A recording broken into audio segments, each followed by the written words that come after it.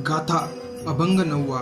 जेविले ते संत मागे उष्टावळी, अवघ्या पत्रावळी करुनिया झाडा. सोवळ्या ओवळ्या राहिलो निराळा, पासुनी सकळा अवघ्या दुरी.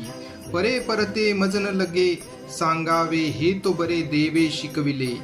दुसऱ्या ते आम्ही नाही आतळत, जानोनी संकेत उभा असे. येथे काही कोणी न धरावी शंका, मज चाड एका भोजनाची. लांचावला तुका मारी तसे झड, पुरविले कोड नारायणी. जगद्गुरु तुकाराम महाराज म्हणतात, संतांनी परमअमृताचे भोजन केले, त्याचे उरलेले जे राहिले असेल त्याचे मी सेवन करतो. मी सोवळे ओवळे सर्वांपासून निराळा आहे, सर्व प्रकारच्या द्वैतापासून अलिप्त आहे. परावाणीच्या पलीकडे असलेले तत्व मला कोणी सांगण्याची आवश्यकता नाही, कारण ते तत्व मला देवाने शिकविले.